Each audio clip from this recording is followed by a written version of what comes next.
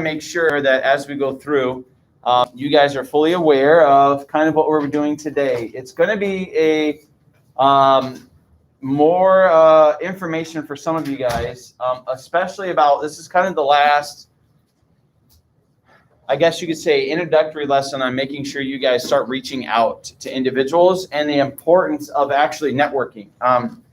I've told you guys in the past, and it's very true, that most jobs come from somebody networking.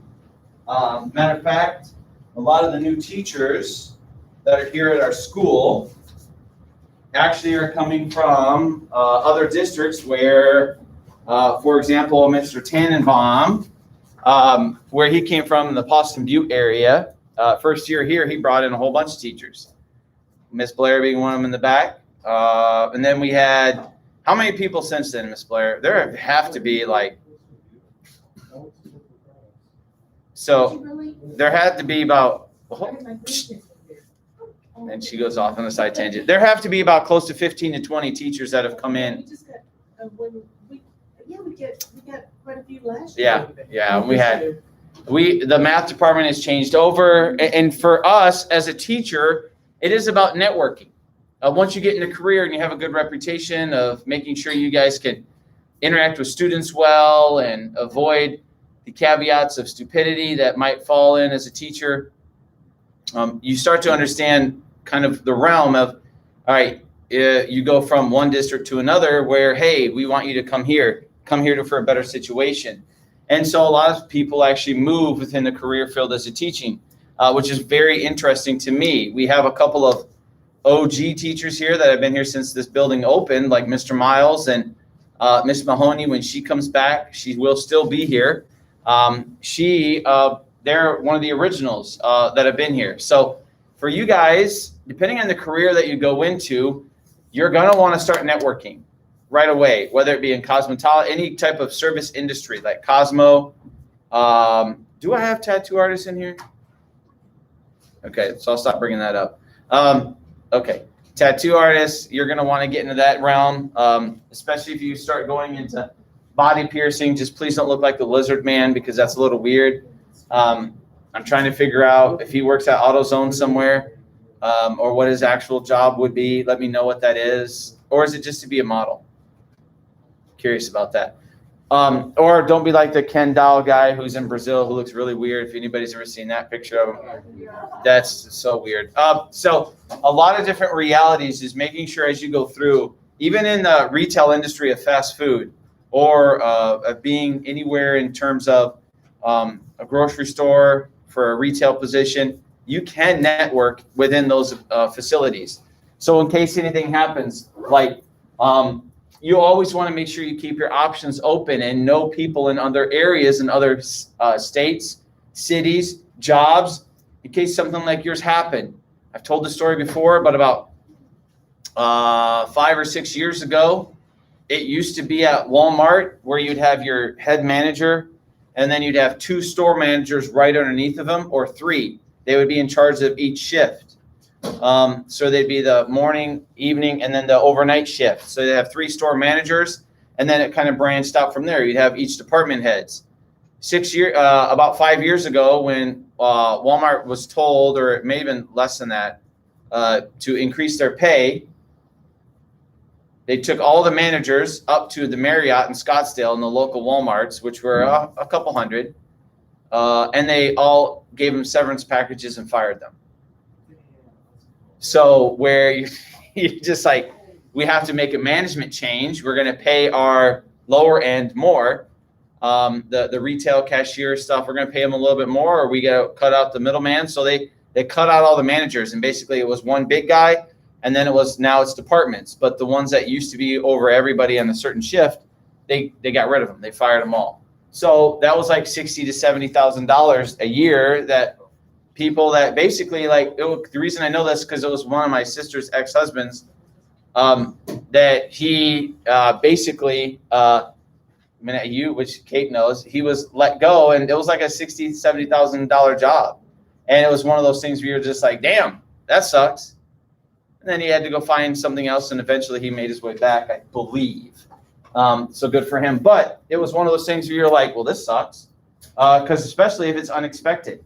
And so what you guys have to know is sometimes in life, unexpected things happen where you're gone just like that. And the best way to survive that is to then transfer to someplace else where people know you.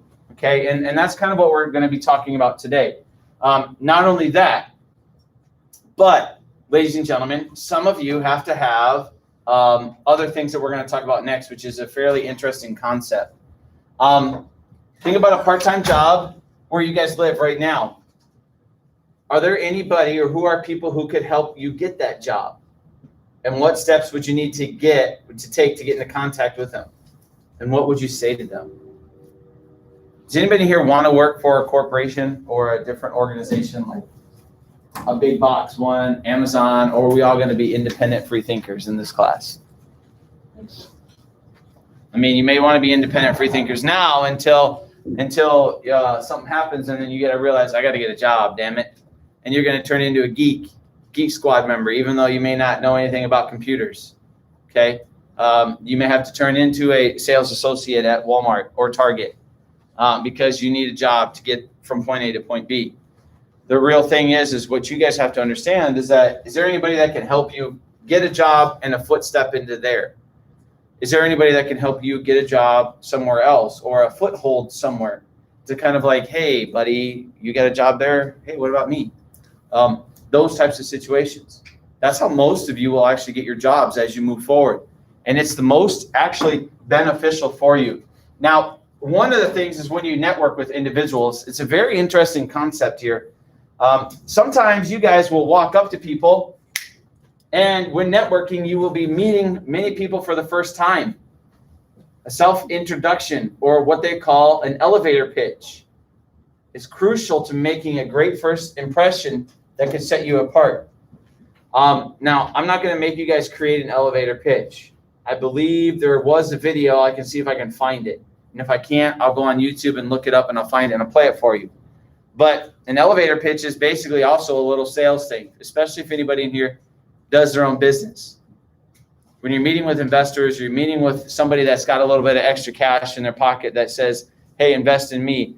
You got to be able to present yourself very quickly, very rapidly, and tell somebody why they should be in business with you or why they should hire you.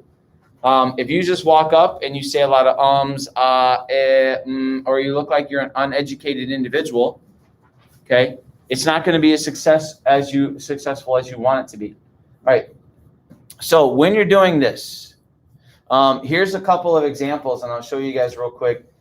There is a gentleman, I believe, on here that talks about an elevator pitch. The reason they have these, okay, is basically it's just about you understanding that. Has anybody, by the way, speaking of that, has anybody ever ridden in an elevator with somebody famous? Well, I have kind of. How can you kind of? It's she's famous to some people. I don't know if you know the Sonic Productions. The what? Really? Roy, I was sitting in an elevator. I was sitting in a hotel, and we were going on an elevator, and the guy named Roy, he was walking his dog. It was like 6 in the morning. I didn't realize it was him until we stepped out. I never took a picture of it. At 6 in the morning. Yes, Jared. I wasn't in the elevator, but I was right outside. I wouldn't let me go, and I met Steven out there. Oh, really? I was like super young. I met Paul Rudd while he was getting his star after Hollywood. Walk of Fame. Met, Who's Paul Ryan? Rudd. Paul Rudd, and also Ant-Man. and also what's the guy who made Marvel? Old guy. Stan Lee? Stan Lee. What? That's like I met him on the Yeah, that's a thing. All right, so here, yeah, before he passed. Well, so the main thing is with that is how many of you guys would ever walk up and be starstruck? Or if you met somebody, think about who you would like to meet. And if you walked up to them, would you just sit there and shake their hand and just all of a sudden be just white as a ghost and dumb as hell? So that way you'd walk away and say, oh my God, I sound like such an idiot. I mean, let's be honest, okay? Or some of you ladies, I can't believe I just said like all the time, okay? So you guys will be nervous.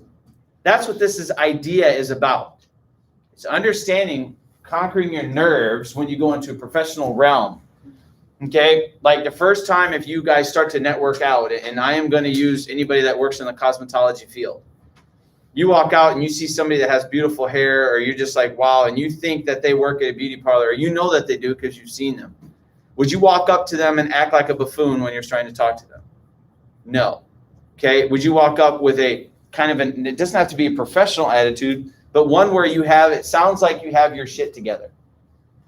Basically, is long story short. And you guys know what I mean by that, right? You've seen people that you're like, dude, you okay? You look in their eyes, make sure they're not dilated, thinking, this person's a little woo. Or would you walk up to somebody with confidence and the ability to actually communicate with them? That's what you guys have to understand, is that when you're doing these types of things, you want to make sure that before you walk into any type of a situation, you would want to make sure that you have your stuff together. Now, this is about you guys understanding that when, for example, here's what happens, okay? Ding, the door opens, and a woman in a sharp-looking business suit steps in with you. She looks over and sees the top 4 buttons ready to hit. She smiles, and in that instant, a current of nervous energy rips through your body. This isn't just a generic passenger. This is the hiring manager you're hoping to impress. I've been in elevators with CEOs. I've been with individuals where I walk into a room. For the longest time, the CEO I used to work with, you know, when you're working with a company of 400 plus employees and you walk into the man's office, you get nervous. It happens. What you have to understand is you have to be able to go in there and start talking yourself up. Now, some of you aren't going to worry about this because you're never going to create any type of elevator pitch or things that you would want to think about. So for you guys, as you walk through this, I'm trying to make sure you guys understand that it would be something like a short 30 second to 60 second, well-crafted business pitch telling someone who you are and why they should want to hire you. These elevator pitches, if you go on the notes and you actually do some research on this will be a good momentum swing for you guys. And that's what we'll delve into a little bit, is when you go to a career fair, which still exists. Even during the COVID times, they still exist. Some people are out there still trying to find either salesmen or women. They're trying to find people that will help them grow their business. And what are you going to do? One thing is, as you guys go through this, you'd want to start looking through these and figure out what your expectations would be, no matter what career you go into. Now some of you in here, I fully understand that you don't know where you're going to go. You don't know what you're going to do. The issue then becomes, what happens in life if all of a sudden you go down a road where things change and you have to go into a professional realm? Are you going to be ready for it? Do you have the attire to do that? Because let's be honest, when we'll look at it later on in the weeks to come, and I'm working right now on creating your guys' final, because it's not going to be a test. It's going to be a project. And in that project, I'm going to want you to have to look and find out if you're going to enter into any type, whatever realm you're going to go into, are you ready for it? Like if you're going to go into music production, are you ready to stand up there and to show them what you got? Video production. If you decide I'm going to go into the medical field, do you know anybody that you can network in? It's very hard right now to get into certain areas where if you want to be a nurse, getting a job as a nurse is relatively simple, except for the fact that most of them now want experience. And so if you're new out of grad school, do you have the experience? You have some, but no, because you have to go through clinicals, but it's not like you're an ace in the hole. So sometimes you have to network in, even into of all career fields, of even construction. Anything that's going to involve a teamwork effort, you guys have to understand, sometimes the best way to get in is by somebody else. My nephews, both of them, their father worked for many years installing windows and selling windows, and then he was in the construction field. And it was going to lead to my oldest one, Cameron, which some of you knew maybe He graduated last year. Well, supposed to. He was almost done. He basically he was going to go into construction with R&K, but that job fell through for him. And then he had to come up with another plan. So for you guys, you have to be able to go in and start to sell yourself. Okay. What makes you a perfect candidate? Do you have a hook? The best songs that have ever been played on the radio have the best hooks. Where you guys know that you could play the beat, but it's not the beat, it's the hook that gets you, where you guys will say it over and over again. Okay? For anybody that ever does music production, you can put all the lyrics you want into a song. You can say what you want any other time, but it's the hook that gets everybody. I've heard of people that have wrote music in the past. Sometimes they'll start with the hook, which is the thing that gets you in. All right, kind of like I know, sorry for this might offend some people, but kind of like when you go fishing and you throw a hook out there with a worm. I don't know, people think, oh my God, you're killing a fish. No, fish is just going to swim around and then eventually die and be eaten by a bird. So we are eating it instead. But that's what it is. It's how do you get that fish? By the hook. And then they got you. Okay? You guys, it's the same way. That's why it's called a hook, by the way, if you didn't know that. Big thing is that as you guys go through this, you want to make sure that you can use, that you're focused. Some of you guys, maybe when you're talking, you speak too fast. Some of you actually don't speak at all. Or when you do speak, it comes out really slow, in a dedicated tone. What you have to understand is when you start getting into the professional realm, you can speak low and soft, but you got to make sure that you try to think through your thoughts and practice before you go out there. Everybody knows who James Earl Jones is? He's the voice of Darth Vader. How about that? He's also the voice of the original Lion King, not the remake, of Mufasa, of the main that's him. Everybody knew when he was growing up, he had a stuttering issue where he couldn't speak with those deep, dark baritone voice. He's actually he's the king in Coming to America, if anybody's ever seen that. Okay. He had a big, deep baritone voice, but he stuttered in high school until he has to actually focus before he talked. And so he had a stutter and he overcame it and he turned it around into voice talent and became one of the most iconic voices ever in Hollywood. Not only did he do Mufasa, and Darth Vader, he's actually extended it beyond into other areas of acting, where when he was much younger, very great actor. He, especially in movies like Coming to America, when it brought it out in the early 80s and late 90s, it was awesome to see and hear such like a deep, dark voice come through. And so you have to make sure that you remain focused and write things down, read it over, and then practice.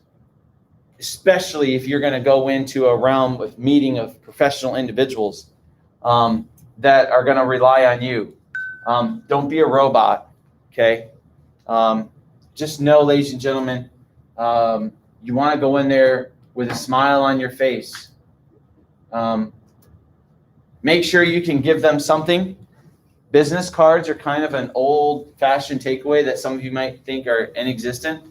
But you can actually get business cards out for really cheap. Really, and they're one of those things where you say, all right, well, let me know. Maybe that you impressed them so much that you have a logo, you have a design, especially for some of you artists in here. You create your company and you pop out a business card that's flashy and you give it to the person and they're like, wow, this is really cool looking. It's all about first impressions, okay? Some of you guys are fully aware of this. Some first impressions are good, some are bad. I had a student 2 years ago, and his sister was in my class last year. And the first time I met him, I was like, holy crap, who is this walking into my classroom? He's actually a junior now, so 2 years ago. And I had his sister Valerie last year. Basically, I was like, look at this kid. he had his. I mean, he was kind of like me when I was in high school. I dyed my hair in high school, going from a city school to a country school. I had blonde hair in the front, so I had short all around, about the same length as the young Zabby back there, but the front had bangs that was blonde. And that was the style in the mid to late 90s. Okay, I had my ears pierced. I had one as I walked into school, and everybody's looking at me like, "Who is this weird dude?"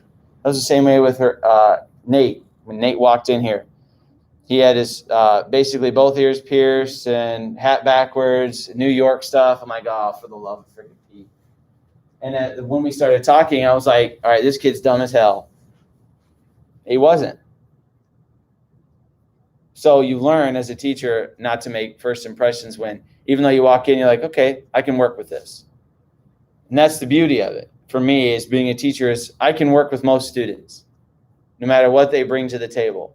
Okay. For you guys, that's what you have to understand as you're, even you, Bree, as you're walking through this process. Okay.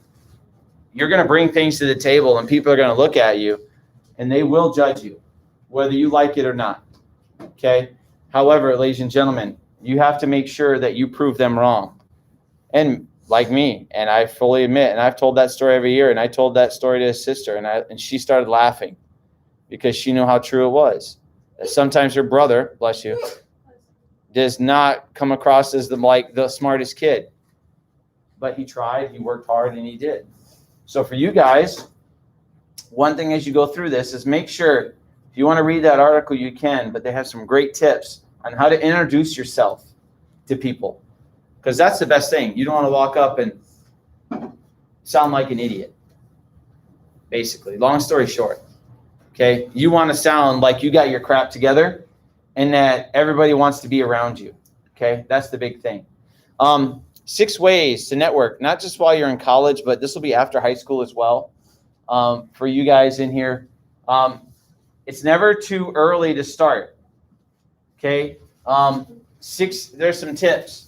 If you guys remember that little LinkedIn video yesterday, they really quick talked about how a person went to the same university as them, and there's like, ooh, alumni.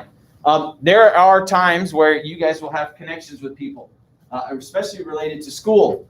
If anybody does here go to college, okay, it's a great way to connect. There's a gentleman I just met recently. I wear Michigan State gear. There are some graduates of Michigan State. The mom was Michigan State, dad's Michigan. I talked to the parents. You walk up, and I don't know the slogans because I never actually went to Michigan State. One lady said, "Go green." And I said, "Yeah, go green." She goes, "Oh, you've never been to," and I was like, "What are you talking about?" She's like, "You never actually went to Michigan State, did you?" And I said, "No, I joined the military instead. I always wanted to." She goes, "The proper response when you say go green is you say go white." And I said, "Okay." So I'm like, all right. So now when everybody says go green, I yell go white. So it acts like I actually went there. Okay. I'm like, whatever. I mean, schools have their sayings, you know. If you say U of A, then we scream dumpster fire. I'm just kidding. Go tell Coach Hunt that. You know, it's just, I don't know what the Sun Devils have, but you guys understand as you start to go through, you'll meet people. There's a gentleman, he went, that my stepson plays basketball with his son. He's older. He started having kids at a much older age. He retired from Intel at 27. He's got 3 doctorate degrees, lives in North Mesa, has one of the biggest homes I've ever seen, and I didn't even go in it. Okay, he has a full basketball court in the backyard, a pool, and I'm like, hey, now, look at this guy. And we're like, all right, we're going to be friends. Yay. He went to the University of Illinois. We started talking, and I told him where I was from. He goes, oh, yeah, I'm from outside the valley here. And I'm like, hey, all right. So you build those connections. You're like, oh, we were born in the same area. And then we started talking about our hometowns. And I told him where I was born because he was actually born right outside of Rockford, and he went to city. So it's kind of like, oh, we were born in the same city. Sweet. You know, when a man's got a 8,000 square foot house with a full basketball court and a big ass pool, and his what is that called? Is it not a gazebo, but his little playroom on the outside is as big as your regular house, the house that I live in. because he's got a pool table, a 75-inch screen in there, and video games all over the place. You're like, we're buddies now. Or we will be. Our sons will play together, right? That's kind of the big thing you should go through. You know, nice guy. But as you go through that, and it's one of those things where you start to find those things, okay? Use your friend's parents.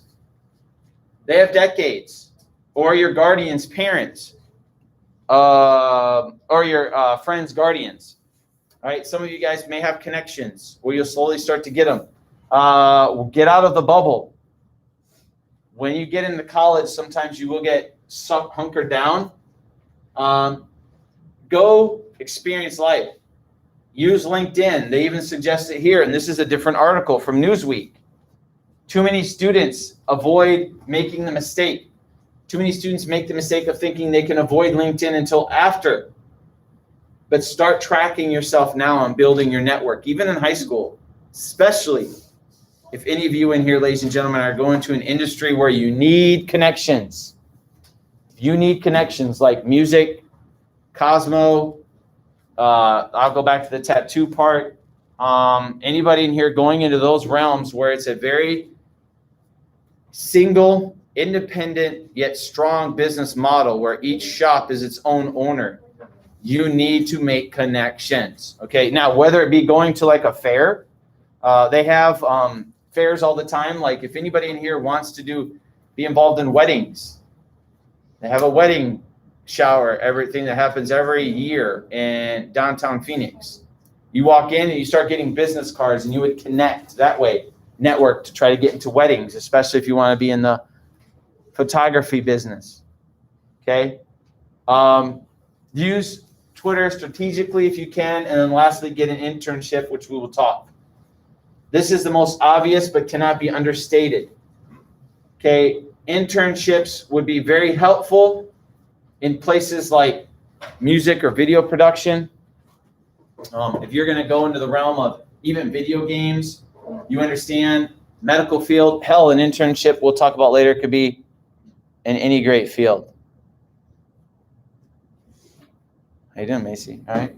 Okay, so just make sure as you guys are going through this that you understand how to set yourself up for success. Okay, that's the biggest thing as we're going through today. Lastly on this for today, and then that'll be it. We'll finish these up tomorrow, and I'll show you the activity. Will be types of networking. Okay. Now, here's what I want to make sure you guys understand. There are several different types of career networking, and we're going to talk about this real quick. There are some here. Now, with COVID has kind of taken this thing and it's shifted around. When I say it's shifted around, when I Google search career fairs. So the number one thing on here is types of networking are career fairs. So ladies and gentlemen, when you go on here is, they still have some. Now, there's a disclaimer at the top. Event information may be out of date. However, when I scroll down, I start to see in our very area, they're having a virtual job fair. That is free. That is Wednesday, the day you guys have off. There's also one in Phoenix on the 2nd, the 10th, December 2nd again in Phoenix. There's a whole bunch. Virtual Job Expo. I don't know what Project COVID is. That's tomorrow. That's weird. But what you would do is you could click on these job fairs.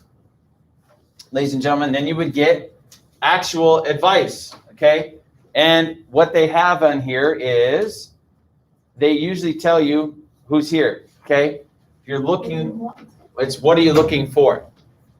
Sales, digital marketing, business, B2B, which is business to business. So if you're a business to business consumer, software, freelancing, tech, growth hacking. I have no idea what that is.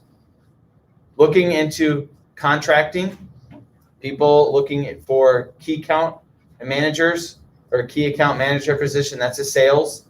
And this is all sales stuff. And then what you guys would do is you would send your resume in. And ladies and gentlemen, there are free people there to actually talk to you and to help you out. Now, I know, you might be thinking, well, that's for now. Well, guess what? These things happen all the time, okay? It's not like they never happen at all. They actually do a lot of stuff. Now, one thing I would avoid is this. This is not a career fair. This is somebody trying to sell you something, paying $400 to walk in. That's like one of those, let me help you make money. Spend $500 and I'll show you how. You're like, what the? That's not really a career fair. If you guys look at this, this is page 1 of 16. So there are career fairs up in here for a long time. So when you guys start looking for jobs, ooh, Mesa Convenience Center. Let me see what they got. Face-to-face hiring decision makers from a lot of top performing areas. They have it in the ballroom. Now, here's what you guys have to understand. How many people do you think actually go to these career fairs? I want to be quite honest, it depends. Some of you guys are going to walk in there and you're going to walk in and it's a career that maybe you don't want, so you will walk out. But here's the issue in reality. Okay, I've seen way too many of my generation basically sitting, when I was younger, sitting at home and saying, everything will work out in the end. Yet, and they don't try. Ladies and gentlemen, you need to try. 2 other things. They have Chamber of Commerce events where they go in for local fundraisers and they have business card exchanges. If anybody here is involved with a religious group, you do casual networking with some of them, they will. College alumni programs. There's no such thing really as high school. College and career, community service groups, diversity groups, women's groups that are based. There's a couple of societies you can get involved with. If you have a passion for certain groups of individuals, oh man, there's a couple of homes for like domestic abuse shelters. If you want to get in and you network with them and you start to understand who the other companies work for, that's a big way for you guys to start actually gathering information. The last thing, ladies and gentlemen, is there are conferences out there all the time. I would highly suggest that as you guys go through life and you start to develop things and you start to pay attention, there are jobs out there that will lead to good, high-paying careers that you don't need a lot of experience for, especially if you walk in there and you can knock them dead right on the spot with your personality, with your charisma that you have. Some of you do have an it factor. And I don't mean an it like, oh my God, what is that? It's more like, damn, that person's special. Understand that. When you guys find that, you can walk into any place and you'll get demanded for. All right, we'll finish this tomorrow. There's the activity that's like number 6. It says you pick the best person to network with. We'll do that right out the gate. Do the exit ticket tomorrow, and then that'll be it for this week. Wait, what was that other, I know on campus that there was another one assignment. Yeah, there's an assignment that's actually going to come up